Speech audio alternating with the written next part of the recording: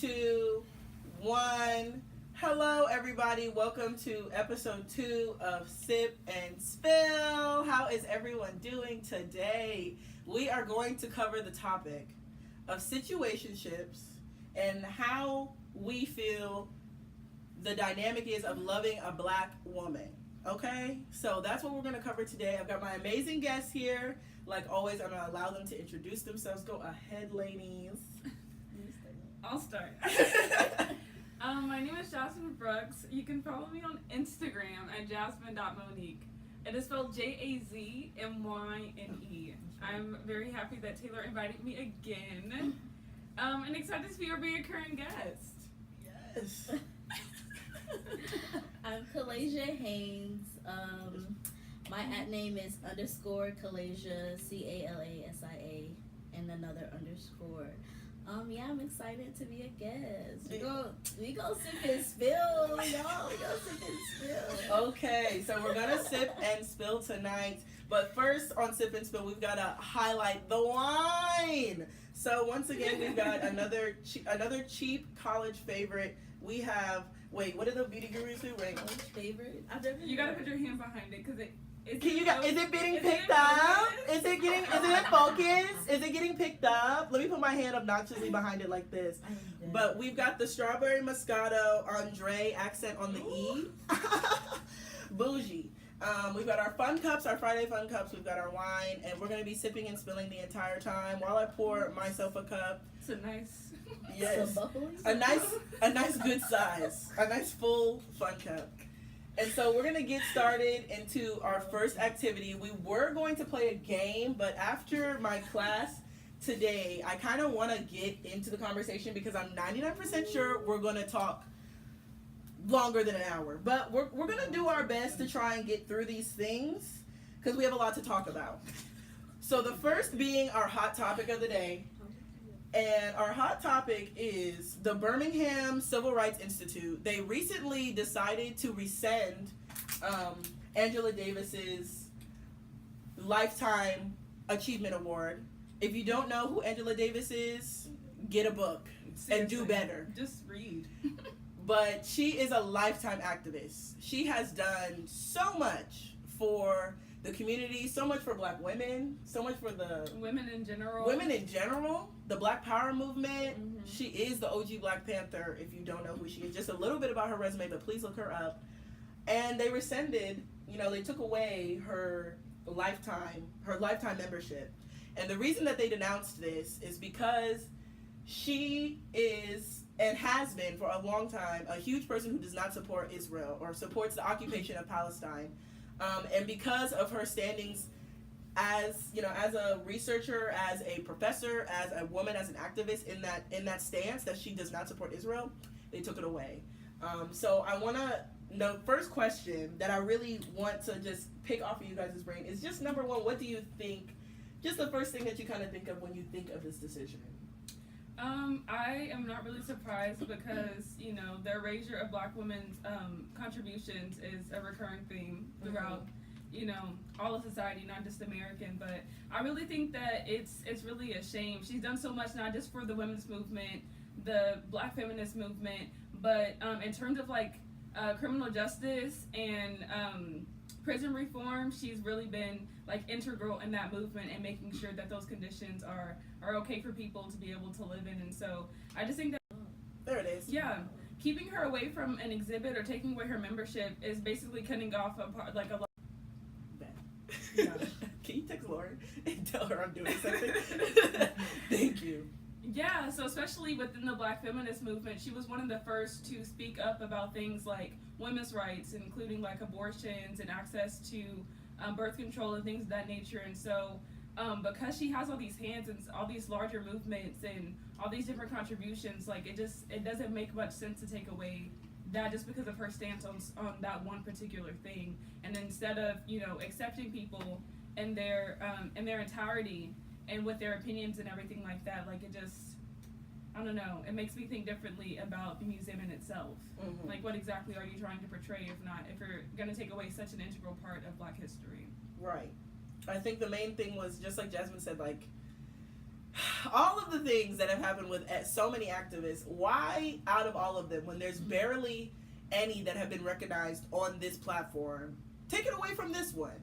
You know what I mean? It's just... And she's been through so much already. So much. The timing is very strange. The timing is so strange. This woman has been to jail, you know what I mean? Like, she's made lots of... if we're going to talk about controversy, like, Angela Davis is controversy. No, she really is. So it confuses me that she said something controversial and now is snatched.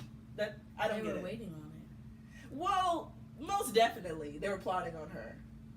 I feel that way. Because I feel like museums... A lot of people, I think with the Black Panther, kind of brought up that case, that a lot of people, you know, a lot of people who work in museums find it a little bit problematic about the things that are in there and how they were retrieved, how they got them, how they were archived, and all these other kind of things.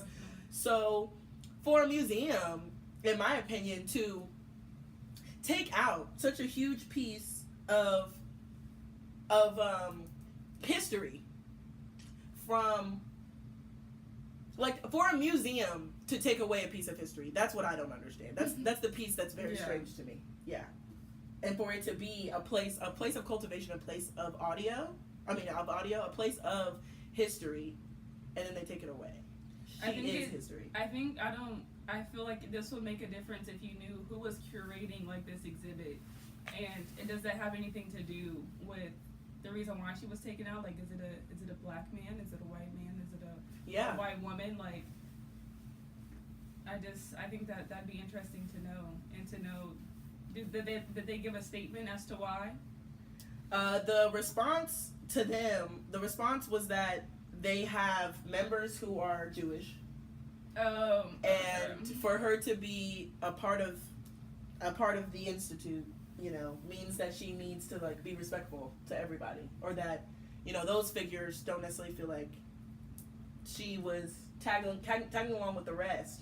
But I'm a part of the National Women's Society, you know, Studies Association, and in their statement, they had emphasized that there are Jewish groups that also do not support the occupation of Palestine. Yeah. So that to me is also very strange, in the fact that there are other Jewish people who are, you know, basically saying that there's two sides to this story. So to choose one and then eliminate her from speaking her truth because she doesn't agree with that one side is strange to me. It doesn't really make sense. The museum as an entity probably has a narrative that they want to push, and because she didn't coincide with that, they just wanted to erase everything that she ever did. And, you know, that's pretty sad, but like I said, it's not shocking. Yes, not shocking at all. And the other question that this basically brings up is, what do you guys think about when black women are basically, you kind of repeatedly see them as second best? I think the number one thing that I remember was when Adele won that Grammy, and she spent her entire time like, Beyonce deserved this, and she means so much to us, and I don't know what she has to do to get one. Like, Beyonce has many Grammys, but, you know, it was, to me, I think Adele was, like, basically saying what she thought, like, everyone else knew. Like, Beyonce deserved this, I don't know why I'm up here. But I think Beyonce was crying. The reason why I thought Beyonce was crying, or where she was upset, was not because Adele was like, oh my gosh, she's so great. Right, she didn't need her validation. She didn't need Adele, but, like, damn, like, there's literally nothing, you know, that I could do to win, because Beyonce has won many awards, but she's never won Album of the Year, and that was the issue. She has been put up many times. Right. Many times. You know, Kanye will let you know. She's been put up many times, and she never seems to win. Why is that, you know? And Adele getting up there and speaking her piece, like y'all said. That was the MTV, right? Or VMAs? No, that was the Grammys. The Grammys. When Lemonade came out. And Adele had one with Hello from the Other Side. Remember that song came out? And it kind of overshadowed Lemonade. Which it didn't, to me. Right. Personally, I felt like that whole situation just resembled, it doesn't matter where you're at in your stature. Yes. It doesn't matter who you're gonna be. You're a black woman, and you're gonna forever have that society issue on you. Like, you can be Beyonce and still not be picked, because, I mean, we know who's behind the screens on the Grammys. It ain't no black person. I know that, exactly. Like, but she'll perform, you know. Right, yeah. They'll have her. They'll have everybody up there performing, but they don't really win the awards. Right. So that's the issue. That's the number one thing of like being a black woman is number one. Like Calasia said, you can get the PhD. You can go as high as you can. You can be Beyonce, which to me is like the number one goal in life. You can literally be Beyonce, but that's not enough. Yeah, it is interesting. Even in my kind of like when you look at women in politics, because I think it's about 4 women now that have announced their candidacy for presidency, and already you kind of see the stereotypes perpetuated in the media, and how in particular they were talking about in one article it was like Elizabeth Warren's likability and how that's gonna, and whether or not she's gonna be likable enough in the presidency. And you don't really see that whenever men, announce their presidency. They don't pit them against each other, you know what I mean? So I just think that, like they said, it just permeates throughout all like facets of life. It's not just in music or in education, like in anything that you do. Do y'all think that is weird that everybody pushed a black man before a black woman for president? No. That's I wild. think the whole Obama era was it really was good timing. It was. It really was. It was good timing. It's not saying that it wasn't meaningful, that we don't love him and Michelle and Sasha and Emily and everybody, but it really was good timing. Do I think that at any other time in America's history that they would have voted for a black man? No, I do not think that. I think that Obama was really good timing, and I don't think that I want it to be true that I will see a black woman president, or even not even she had to be a black woman, a woman. Period. They pushed a black man before a woman. Period. It's just the way that we treat it. Just people like women in politics in general. It's just really disgusting. Like a black woman just announced her presidency, Kamala Harris, and a comment made on Twitter was, "She's intelligent enough, but." Let's see if she's going to be talking about women's issues, perpetuating that stereotype on her that just because she's a woman, that's all that she's going to talk about. Right. And they do that. That's like a recurring theme in politics. And so it's just really interesting to see.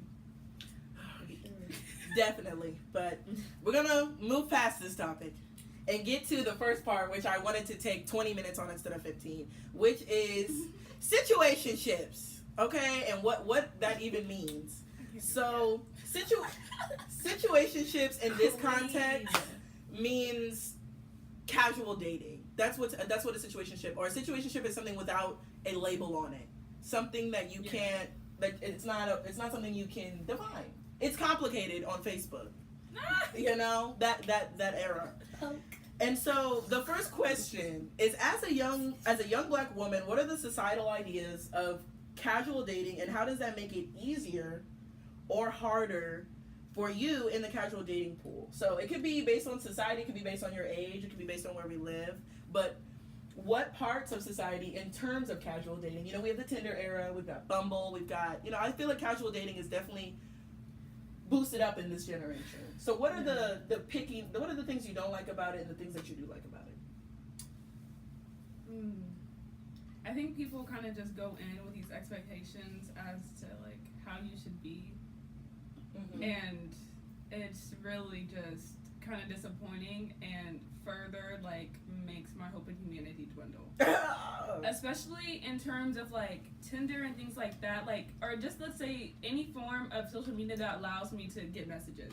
Because I still in 2019 get these messages. Wow, like I don't want to say the one that we're all thinking like you're so pretty for a black girl, but I can give you an example of even one that I gave yesterday. I don't want to out my organization, but I'm a part of a very large organization. And this very older man met me at one of our state conventions. And he basically made it seem like he was giving me his number because he has like this business and he wanted me and my e-board members to, be a part of this business, X, Y, and Z. So all of a sudden he starts calling me out of the blue, like maybe like a week ago, and basically confessing how much I inspired him and how much he usually dates Hispanic and white women, but you're the first, this is a black man. This is a 40-year-old black man. It's already highly inappropriate, but telling me, but what does it have to do with anything? And that's something that I'm sure that you guys have heard before is that wow, like, you're the first black woman that I've seen do X, Y, and Z, or you're the first black woman that talks like this, or looks like this, or carries herself this way. What the, you know, it just is, it's just so ignorant. Yes. It's such a cheap way to go about thinking about life and women, and black women especially, like, that we just can't, we cannot in any way just be complex creatures. That just isn't a concept that just doesn't correlate, and that's just really crazy to me. Yeah, that's one thing. Yeah, I'd say something that is really, just like Jazmyne said, negative about casual dating, about the whole, like, society is, to me, I've only had casual relationships with black people because the number one, I think, when I'm around other people of color or just any other person is, like, do they like black girls? And I don't know if you are a woman of color or if you're just a person of color and you ever think that, like, do they like black girls? But a lot of people don't. You would really be surprised. No, you would. I would be. You would be. You would be surprised at the amount of people who literally just pass you over because you're literally, like, you're black. Some of them are bold enough to put in their bios, no black girls, white girls only. A lot of those issues stem from Some of them go to UTSA. A lot of people don't like their mothers. We don't want to talk about that. Right. It all stems from self. You hate yourself, which is why you don't want to date me. And that's perfectly fine. Go date someone else. Mm-hmm. You know, you can hate yourself by yourself, not with me. I don't have to be there. I can hate you from my room. You feel me? Yeah, especially when they've made that clear, but then all of a sudden you become an exception. Right, like you're supposed to be okay. And I'm supposed to be happy about that. Like, literally, when people make those comments, like, I block them. I don't even get them a chance to, like, reply. There's no conversation to have at that point because I can never get past knowing that that's the way that you think. Mm-hmm. And I personally don't have the time or energy to try to convince you or educate you because these are things that you should know. Yeah. Yeah, number one, if you want to date a black girl, Mm-hmm. understand that you need to do your research. Okay? Do your research. I am not your textbook. You need to come prepared before you go to class. Y'all professors tell you that. Aren't you college? Do your readings before you come to class. Don't come to me with this, well, what does that mean? What is that? Your hair, like, what is that? Figure it out. Figure it out. Google's available for free for everybody. And you're gonna come to me and ask me, well, what is it that the blacks like? What do the black girls want to do? Mm-hmm. Yeah. I'll go over it. Maybe you don't need to be dating a black girl in the first place.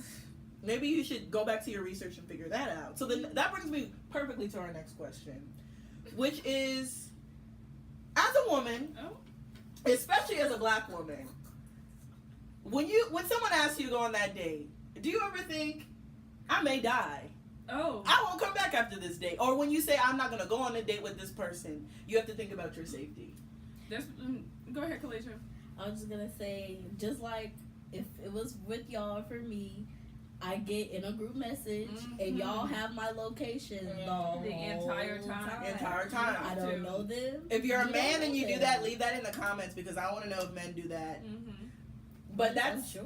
That's literally a common occurrence. It is, and I think it the things that it stems from is the way in which black women are hypersexualized.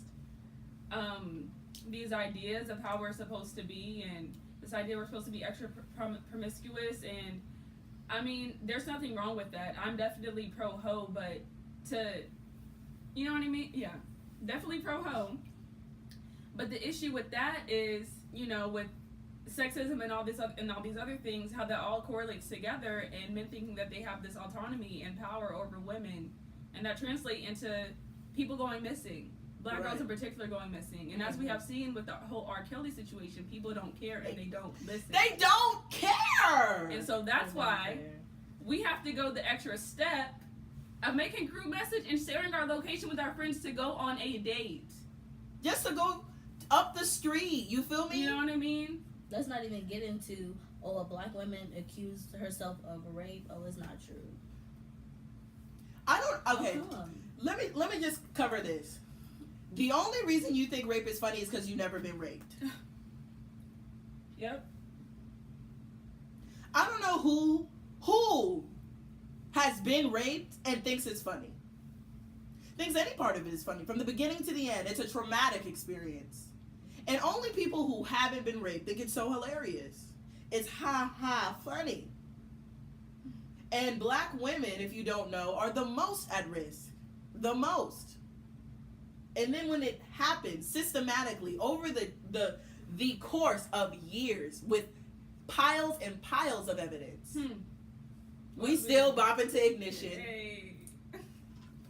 You know, and we had this conversation last week, but I just think that it correlates so greatly with this conversation because our identities, not only as being black but as a woman, it just affects the way in which we're able to move in life. And some people would say that it doesn't exist, that we're just being hypersensitive. Right.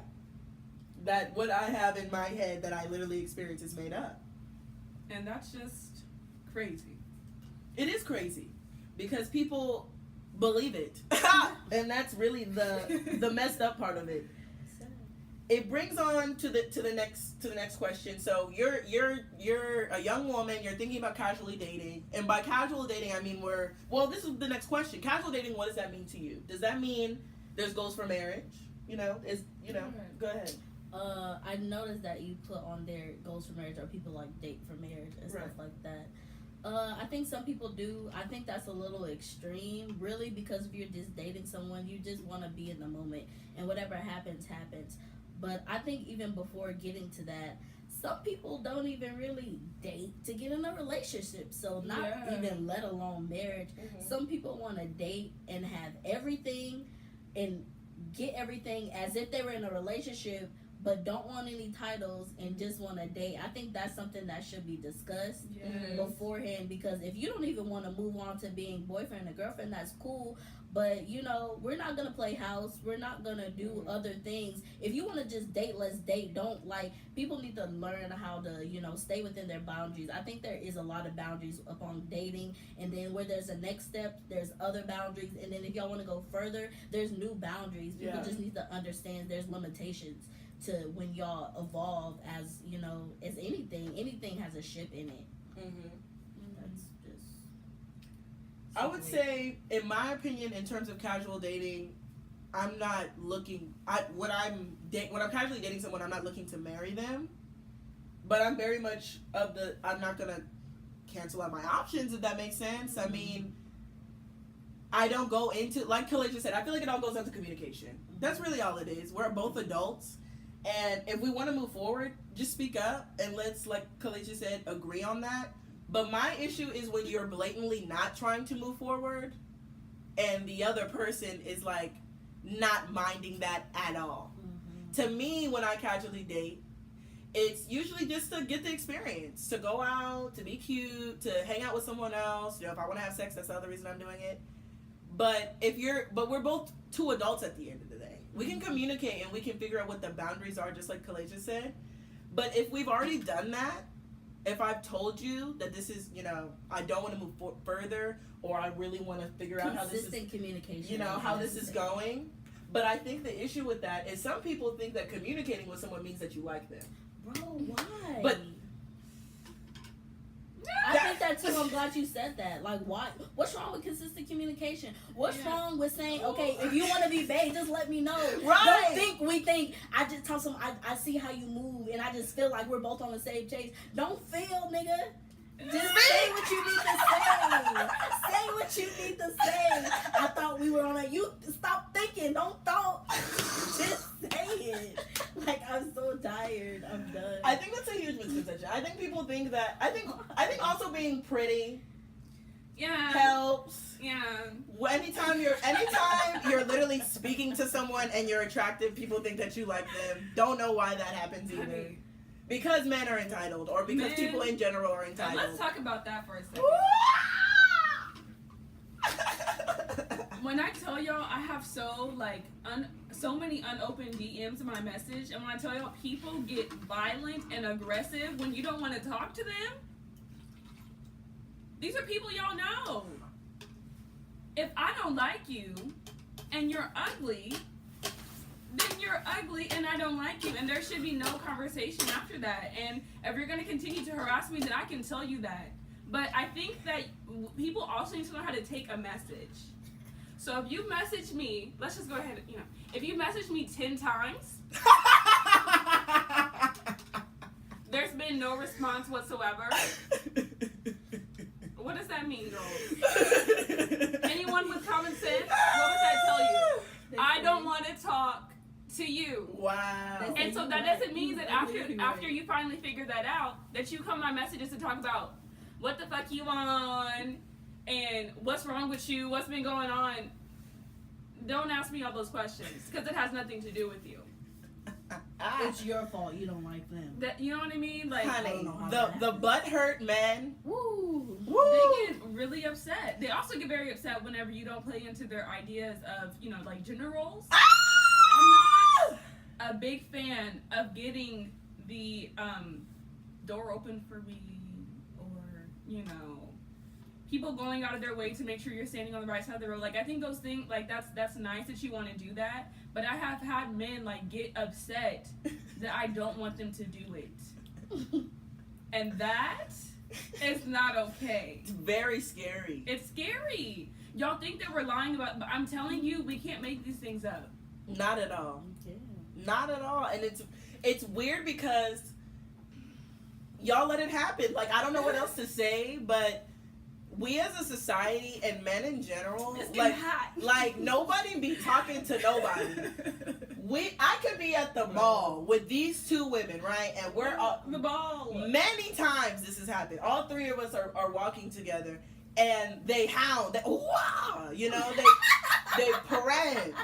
We've got to catch them while they're minding their business. We need to stop them from being happy too. Yes. And when I tell you, they come in groups. Groups. Intimidating. Groups.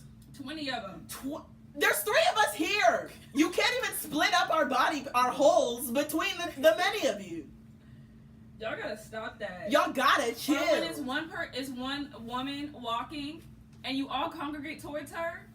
Entitlement. That's called entitlement. And because they couldn't find anything wrong with you, it's just because they're mad. And more niggas are more petty than bitches. All they can do is find a lie to tell. Oh, now I'm whack. Why? Now I'm fat. Now I'm ugly. Now I look like this. But I was all this in the beginning. I was bae after the first night. But now that your butt hurt, I'm whack. Okay.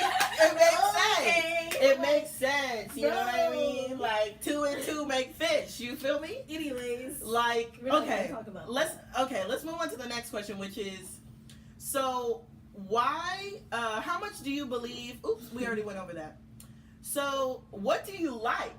What are things that you like, that you enjoy about casual dating? I like, in certain situations, I haven't been in a relationship, but like I've been saying, casual dating to me is kind of just like casually talking to people, like going out on dates and doing X, Y, and Z. Exactly. In a relationship to me is a completely different thing. So, being able to talk to like different people, going out and like meeting different people, like that part is like fun to me because I learn like things about myself and like what I like, what I don't like. You know what I mean?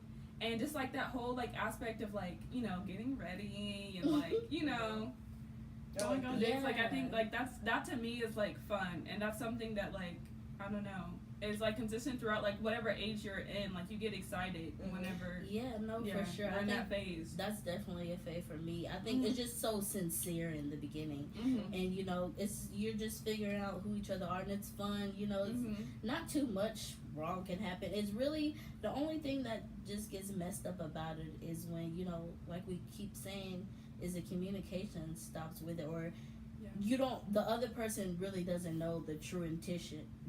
Like the other person could be dating you to move forward, but one person could be dating you just fuck just around to have fun. So I think it would make it so much better if there was a balance and y'all were both on the same page. Everything about it is fun. It's the only thing that gets bad about it is when it just comes to a point of y'all on different pages. Right. And it's just not fun anymore. I like just like you guys said, my main thing is that I'm not in a relationship with anybody. Like that's my number one thing that I love, that I'm not tied down to anybody. And that as a woman, I can really do what the fuck I want to do. You know, I can do whatever I want. If I want to talk to 20 people, I can. If I want to talk to 10, I can. There's obviously consequences that come with all of those things. But that's what I love about being single, about casually dating. It's just like, you know, it's like the Hunger Games to me. Yeah, you know, the best will win. Let's the see. freedom of it all, like it's just fun. Exactly. It's more fun. It's more enjoyable, and that's really why I like it so much. I'm just like gonna be a perpetual casual dater probably. Let's see what happens. The next part that we're gonna talk about is on terms of casual dating. You know, we're on this term, and now I want you to look back as when you were a child, and through your experiences through casually dating, what would you tell yourself before you got into the dating sphere as a black woman? What should you have looked out for? What should you know, keep in the back of your head when you are casually dating? What would you have told, let's say, like your 12-year-old self? I would say be patient. Not everything needs to be a rush. I know for me, just when I'm curious about something, I just want to figure it out. But you have a lot of time to do whatever you need to do. Just because you're talking to them, you don't have to go on to other steps. You don't have to sleep with everyone that you know encounter with. Some people, it just is meant for a high and by. But yeah, definitely just patience and just figuring out what you want. Keep, you know, what you want in mind. Don't let anybody talk to you, you know, crazy or out of character. And the only thing that can allow that to happen is you. How you get treated is all from how you know, act and what you allow into your life. So just be patient with it. Yeah. For me, kind of like in high school when I started dating, it was just after my glow up period.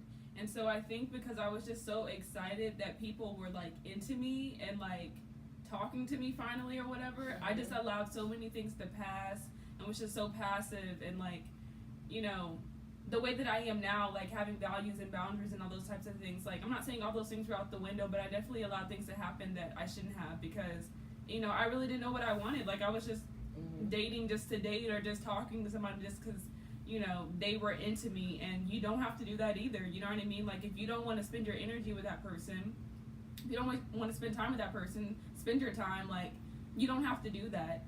And another thing was because of that reason, like when the opportunity presented itself for me to get in a relationship, like I really wasn't ready, and things happened that like not necessarily should have happened. And so just not being so quick to make it something bigger than it has to be. Like she said, some people are really just in your life for a season, and I've learned something from every person that I've encountered, but I do also think that certain situations you don't necessarily have to go through, and sometimes that is a result of you putting yourself in situations that wasn't intended for you to be in the first place. And that's really just about knowing, you know what I mean, your boundaries, your values, who you are as a person. And I've gained a lot from those different experiences, but I put myself in a lot of situations with people that didn't deserve my time and energy. Get you some good friends. Ooh, exactly. That's a big thing. Wait, we're gonna talk about that next. Okay. We're gonna talk about that next. But to my 12-year-old self, I would say to love yourself, sis. Please, like, I feel like a lot of my dating experiences were just due to the fact that I wasn't used to people liking me.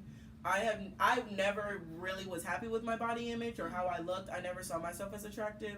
And it really wasn't until like I lost weight that I really did see or I could see what the appeal was. You know, I could be like, oh yeah, y'all like this second shit too. So it was really me just like being baffled. So I was like, okay, I'm supposed to do these things because like people like me, and this is what you do when people like you.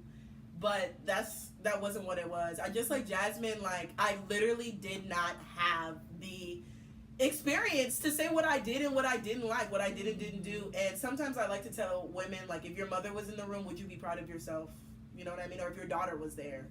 And I wouldn't say that I'm not gonna be all like, you know, R. Kelly stories. I've done some things I don't like, but yeah, I've done some things that I regret. I've done some things that I feel like the woman I am now, the woman that I portray myself to be, I feel like a lot of like my friends would not be happy with the way I treated the situation, or they would probably be disappointed in me in the way that I handled it. But you have to learn from those things and kind of move forward and be better in the future, because I used to dwell on those things a lot, and I was still with the people that I was with because I was like, well, this is just what's supposed to happen. This is what's supposed to happen. When you love someone, you'll go through the ringer with them. And it took for me to have really great friends for them to be like, that doesn't make any sense. Like, this person is not great. Every time you describe them, like, you're not having a good time. Like, I think you just need to move on to the next.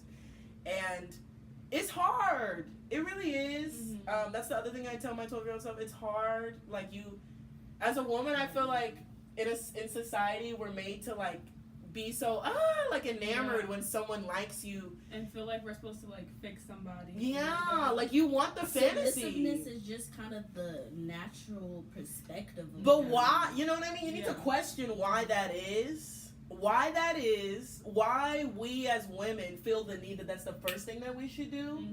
And if you feel negative or you feel like I don't feel like myself, like why we don't take ourselves out of this situation, or why you feel like it's okay if you're not yourself. Like if I'm not acting like myself, that's fine because I'm in a relationship with somebody or I'm casually dating someone. But I would just tell her to love herself and to put that at the forefront. Just put loving yourself at the forefront, and I promise, like you'll just see, like if you think of yourself as the first priority, lots of people will be knocked off the list. Oh, yeah. So our 12-year-old selves obviously didn't listen. But if we could go back, that's what we would say. And now we're going to talk about the second half of this conversation, which is how to love a black woman. You know what I mean? What does that mean to love a black woman? You know what I mean? And so the first question is a societal question, you know, like the question, the theory. So we as black women make the culture. I'm going to say that. We do. Everything y'all have on comes from me. Okay? So now that we know that, why is it? We know cultural appropriation exists. We know that. We as black people in general. Here on this podcast, we know. We're here on this podcast. On this Good Friday. We know that cultural appropriation exists. So as a black woman, how does it feel? Do you feel the love? Do you feel the love when people jack everything that you do, everything that you say, everything that you wear? Let's not lie. The new wave is a white woman, curvy body, long nails. They already have the long hair. Everything we have is culturally appropriated. When we do it, it's ghetto. But when they do it, it's unique. Right. It's something else. Right. And so it's just weird. Or for the people that be like, I don't get it. How can you claim a hairstyle? Like, why is it a problem for this person to have dreads or this person to have box braids? Because it doesn't match. It doesn't go. We have these things because our hair is naturally, a type of, way that'll work. Like, braids, literally, you kind of have to have our kind of like strain of hair. But when you see this white girl with box braids and dreads, it's just like, what do you even know about that? We got those things for a reason. People are forgetting about that. Like, y'all already had everything. Let us have like our culture. We already had to really make our own values within ourselves. Right. So I don't understand why we can't just have it. Like, I don't see people making a big thing that we claim things, but if it comes from our culture, then, you don't see us going into the white community and trying to, I don't know, not a lot. Fucking anyway. taking Franzia. Damn, we left y'all the box wine. Right. Shit. Like, Bro. Why come for the box braids? That's what we ask. To me, because I understand like those societal and cultural implications of cultural appropriation and how it leads to like really harmful effects for minority women and people of color. On the individual level, when I see that on Instagram, and I see when I did have a Twitter, on Twitter, when guys will be like, ooh, like this is what I like, or you know what I mean, putting these white women on the pedestal when every like facet about them is derived from black women. It used to bother me. Now, because I, have addressed my internalized like self-hatred, I have addressed the things that were going on within myself, and I have love for myself, it doesn't really bother me. But I understand how young girls looking at that, or just girls in general, people who don't have like a lot of self-esteem, how that could really help them, how that can really affect how they view themselves as a person, and how they're not good enough, because, you know what I mean, like, I have all those attributes, but if the white skin is what they want, like, what can I do about that? If that makes sense. Like, those things can really be harmful about the way people, like, view themselves, and I just think that it just isn't, it's just not fair. But let me tell you, there's plenty of men out there that are men or anybody out there, like, that understand where it comes from and that will love you, you know, for your entire self. And so you don't have to go about comparing yourself to this next person or this next individual, because, you know, first of all, you have to have self-love, but there's also people out there that are willing to love you however you come. And that kind of want what you look like in its natural form, in its natural state. Right. That don't go out looking for, you know, the Kroger version. Stop. But this makes me to my next question, which I immediately forgot after I picked it up. Is being, as a black woman, how do you feel about consistently, I dealt with this today, consistently being typecast as angry, standoffish, or unfriendly? Girl. Angry, standoffish, or unfriendly. Those are really the three things that you can be as a black woman. Angry, standoffish, or unfriendly. People put their insecurities onto others. And that's kind of where I think my, like, self-confidence and insecurities even came from. Because, like, who even told me I wasn't pretty or I wasn't that? Why people put their insecurities onto you? And that's a lot of the problem, and that's where depression and anxiety and a lot of that stems from. We don't even know where that comes from or why we think we're not cute or where that beauty comes from. Why are people putting their insecurities onto us? That sucks. That just sucks. Yes. And not necessarily their insecurities, but you're just literally mad that I'm sitting here. Yeah, and no, really. That's the issue. Occupying a space we're that you didn't breathing. think I didn't deserve. You know what I mean? When you said that, it immediately brought me to, like, the workplace. Yeah. And an experience that myself and my friends had, because we were in the same workplace, same environment. I know this rings true to a lot of black people in general that are in the workplace. Because we don't walk in with rainbows and butterflies, smiling and kissing everyone on the lips that we come in contact with. All of a sudden that becomes us being angry. We obviously don't understand the concept of interpersonal communication. I think that's what they call it. Right. Yeah. Your emotional leadership, as we Your were told. emotional intelligence. Right. It's there. But I wasn't conditioned as a black person to come into work and make everybody my friend. Right. I come to work, and I don't have to lollygag with my supervisors or coworkers to make you feel more comfortable about the fact that I'm sitting here. Now that's something that you need to address within yourself. Right. Figure out why you have an issue with the black woman sitting in the corner. Figure it out. Minding her business. Figure it out. Doing her job better than you could ever. So how about y'all leave her alone? Next time you see a black woman in the corner, mind your business. How about that? Do this. You see me? Minding my business. How about you worry about that? Next up, let's talk about friends. Let's talk about being friends with other black women. You need them. We need to talk about this. So what have you as a child, what were you taught, or what were your first instincts about being friends with other black women? What was kind of, that kind of sphere? For me, it kind of changed in the context in which I was in. So, like, when I grew up, I was in a very rural area. And so the only people that were around me were white people. And so from that, I had a lot of internalized, like, self-hatred about myself, about features and things about myself that I couldn't change.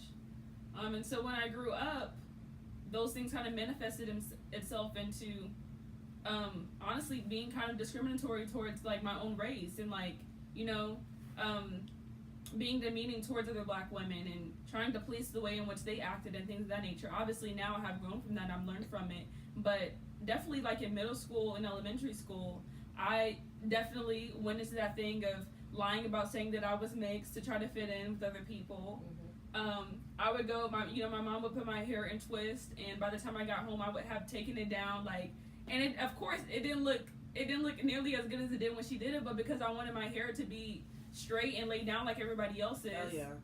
like I would do things to manipulate it to fit into whatever I was around, and so yeah, girl, I went through some challenges. I think my relationship with being friends with Black women has been so iffy. I'm the kind of person where, just like Jazmyne, I grew up around a lot of white people, and I'm very, like, when you meet me, it's like, calm the fuck down. So I think Black women in general, especially my mother and myself, my mom it's not that she doesn't have a lot of Black friends, but she had always taught me, like, don't trust her, or somebody, or it's gonna be for a nefarious reason. Especially, it always came down to my hair, because my hair was very thick and long. And so my mom was like, if a woman says she likes your hair, or if you go to the hair salon and she's touching all in your hair, like, she's gonna cut it off. Because at the end of the day, if you're prettier than her, if you're smarter than her, you know, she's just jealous of you. So whenever I would come home and be like, Mom, the Black girls at school don't want to talk to me, she'd just be like, they're jealous of you. You know, you don't need them. They're jealous. Tahara, that's not what it was. You know what I mean? It was definitely, just like Jazmyne said, internalized hate for myself because of the people I was surrounding myself with. It was the fact that I wanted to fit in so badly. Yeah. And it was the fact that I really didn't have, in my opinion, the palatable personality that was most easily accepted by people of my age group and the Black kids that I assimilated with when I was in Texas. When I moved to Texas, especially going to the South, the Black people were much different than the Black people in the North. But it was a clear consensus that I was too friendly, or that I just kind of did a lot, which I don't have an issue with. But it was kind of like, because I kept getting that stereotype, I was like, well, yeah, Black girls are rude, and Black girls are mean, and Black girls are ugly, and Black girls don't like me anyway. Which none of those things are true. Those are just the ways I felt about myself. But it was easier, I guess, to fall into those stereotypes because it was harder for me to make friends with Black women because I just hadn't been surrounded by them. I was surrounded by my mother, but like I said, my mother was very like, you shouldn't be friends with too many Black women because they're all just like kind of there to get you. And I feel like as a Black woman, like that's like the exact thing we just talked about having the resting bitch face and all these other kind of things. Like, for me to assume that a Black woman, simply because she doesn't want to be friends with me, because I'm doing a lot, because I'm screaming and moving up and down the hallways, you know, and all these other kind of things. I was friends with Black women. I was. They were there. They were in the classroom, and they were interacting, and they were talking. But maybe I came off too strong. Maybe I was all up in their face. Maybe because I didn't hang out with Black women and only hung out with white women, I said some very problematic shit in order to be their friends. And they're like, this bitch is weird. Move the fuck back. They probably saw that my hair wasn't done and was like, she's friends with all the white people. She needs to move away. And so it's not, I need y'all to understand that Black women aren't standoffish or angry or upset. Maybe we're irritated that you think all of those things. We have a lot going on too. Lots. We're always coming from a place that we have to do 10 times better than the next person. Exactly. So sometimes, and like there's not a whole lot of positions out there for us. Right. And so it becomes this competitive thing. And it's important to just support and uplift each other. And I know that sounds like very idealistic, but it has to happen. You know what I mean? Because who else is doing it for us? Nobody. Just like Jazmyne said, who's in first place? That's what I'm asking. Where's the leaderboard in the challenge of life? If this is truly a competition, right? Who's winning? Where's the leaderboard at? Like, who developed that idea that number one, when you see another woman at work, the first thing does she want my spot? Does she want my job? Ooh, something that I used to do. I would see a woman that looked amazing and be like, what's her? Why's she looking good for? If you see a woman that looks good and your first reaction is to get angry, you need to seek help.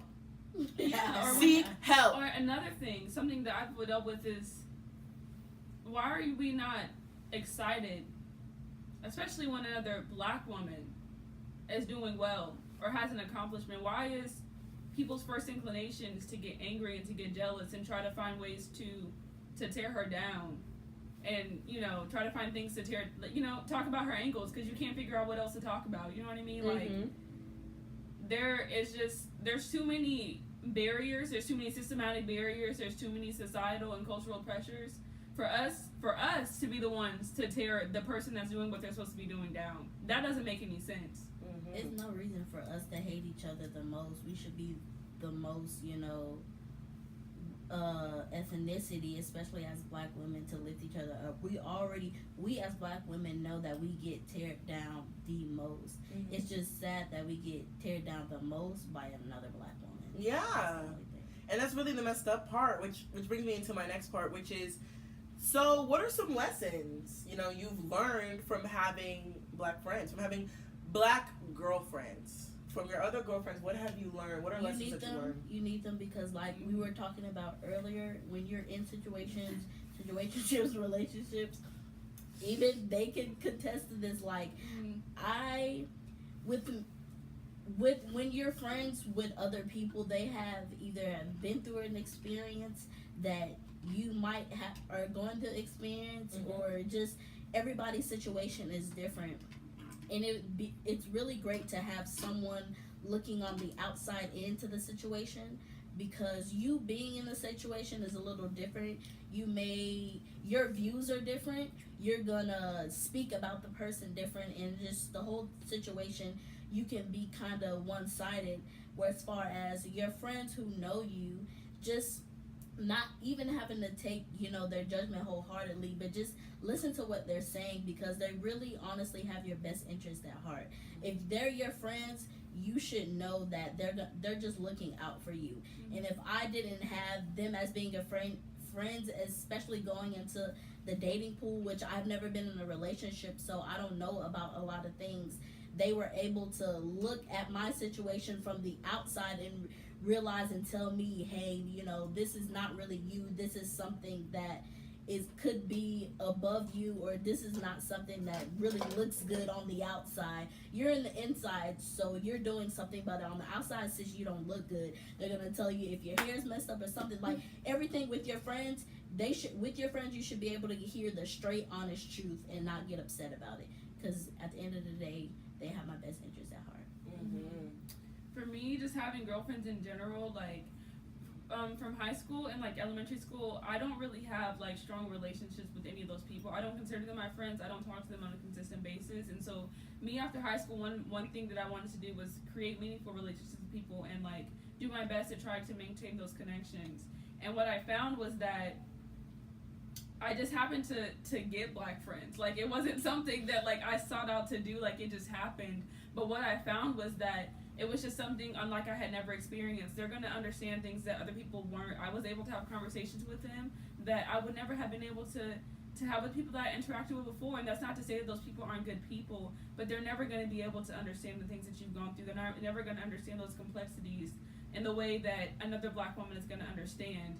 And I also had the opportunity to find Black women who are also doing great things and kind of not necessarily just like think exactly the way that I think, but just have their head on their shoulders and that are open and that are honest, and those are all like attributes that I want to emulate. And so finding those things, especially in college, was like, I feel like was really integral to my experience, because I went through a lot of just terrible relationships, and if it hadn't been for my friends, like I don't know how I would have like bounced back from that.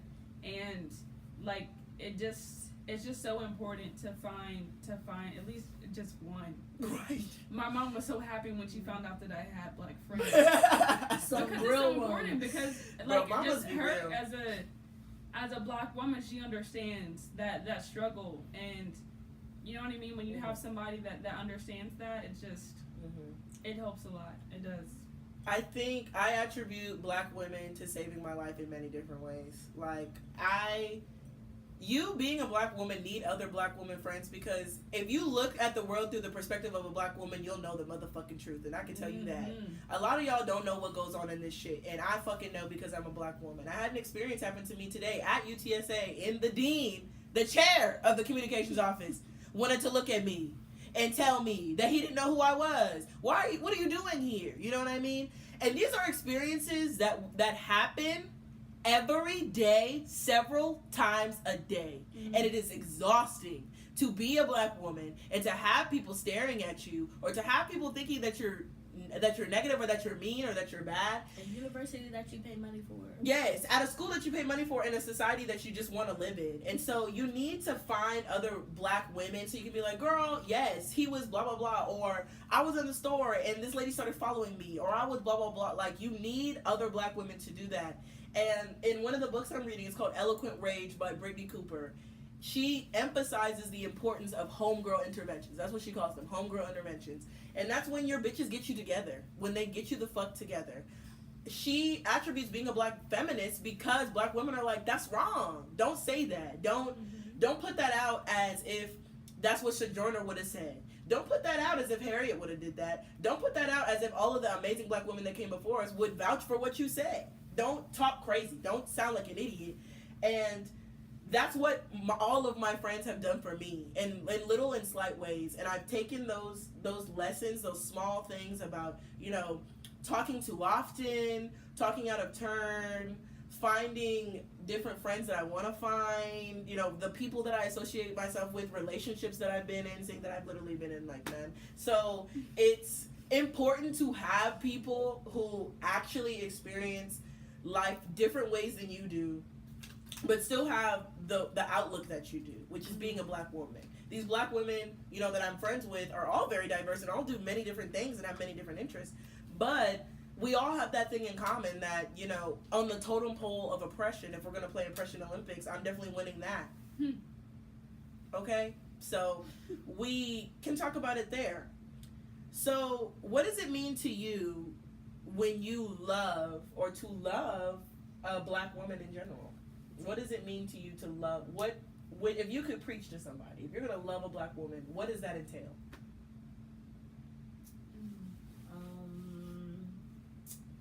It's okay to be you. Mm-hmm.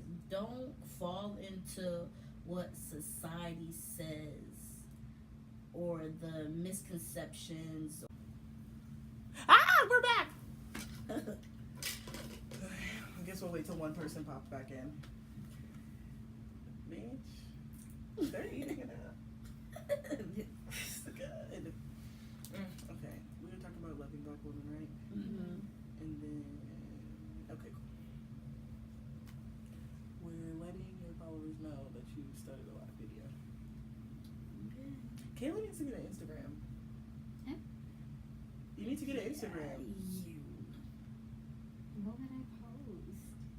You just need to get it so you can watch our podcast. You have to get a Twitter for the class, though. I can watch them live.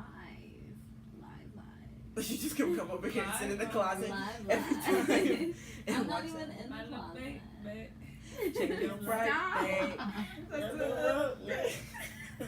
Oh yeah, I need help with my Twitter and Don't do it. Like, just do it for class. yeah. Don't make one, like, literally. Yeah, I'm not gonna make. But what do I need one for? Okay, cool. There's someone there. Mm-hmm. Hey!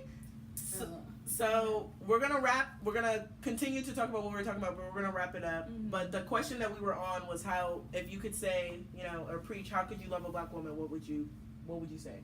And I was just mentioning, just don't let, you know, that outside life and just the misconceptions of what a black woman is supposed to be just mislead you.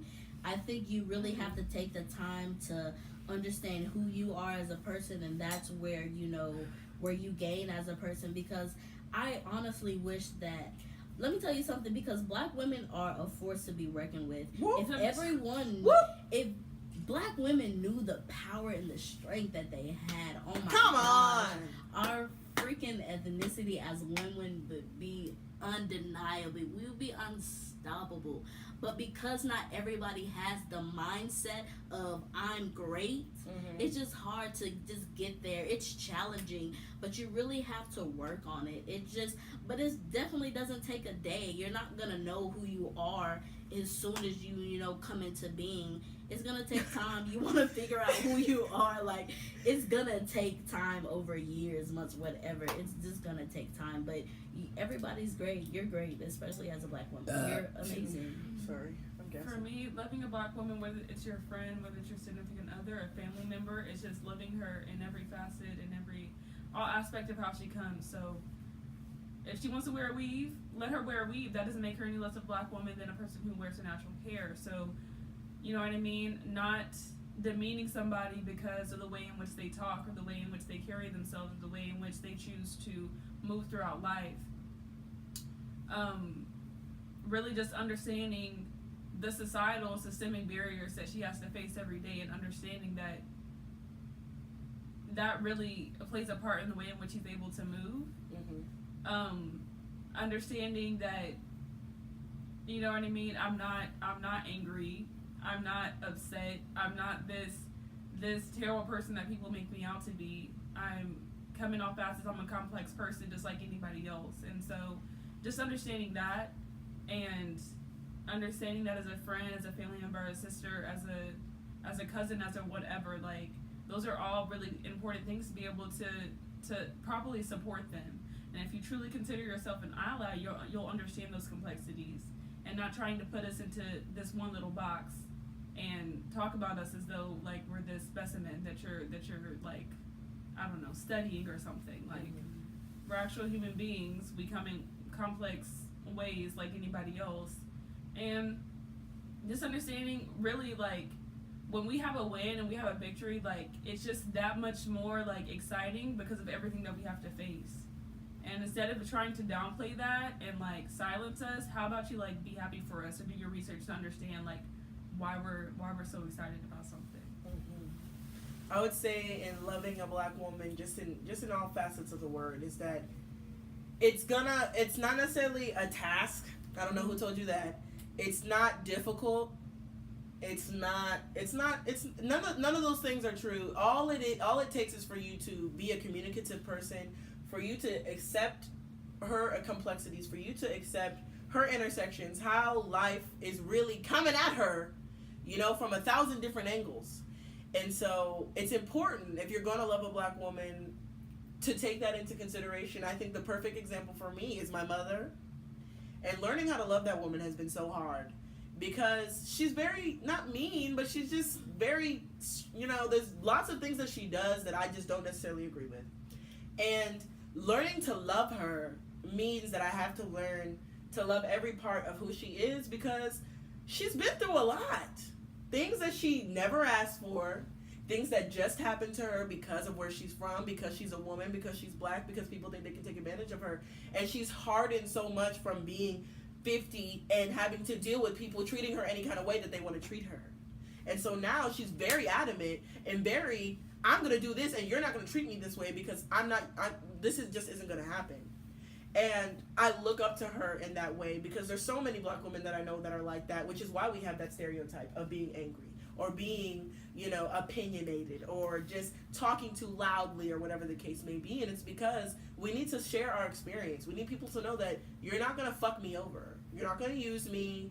You're not going to use my intelligence. You're not going to use who I am. I'm going to move forward and you're going to be left in the back. And that's really, I feel like, what black women have been doing since the beginning of time.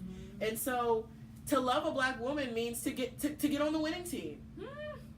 You can come if you want. Get on the winning team. You're never gonna understand what it feels like to be in our shoes, but just realize, listen, communicate with them, figure them out. That's all we need you to do. We don't need you to understand what it's like, because you're not. Never. You're not. But just be like, wow, I get that. I get where you're coming from. Right. Okay. Don't like, diminish what they're trying to tell you. Don't do that. Don't ever do that. And as a black, if you're going to love a black woman, if you're going to be in a relationship with her, if you're going to just get to know her, whatever the case is, that's the number one thing you need to do. Listen.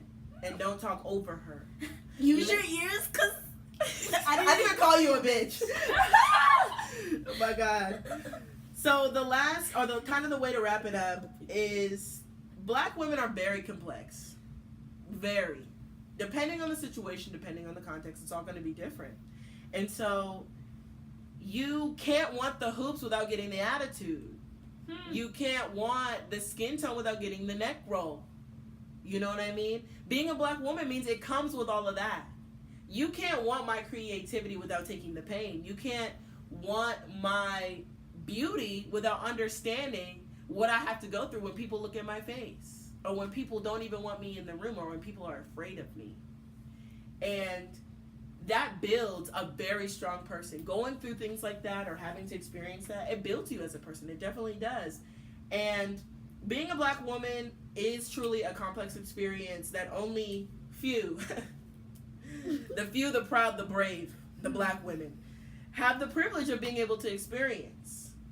So if you are going to love a Black woman, just know, and you're not a Black woman, just know that you will never be in her shoes, that you'll never understand, and that the only thing that you need to do is get her some marks from Chili's or whatever the fuck she likes. You know, get some wine, do what she needs to do, because you're not gonna understand anything. You're not gonna get it.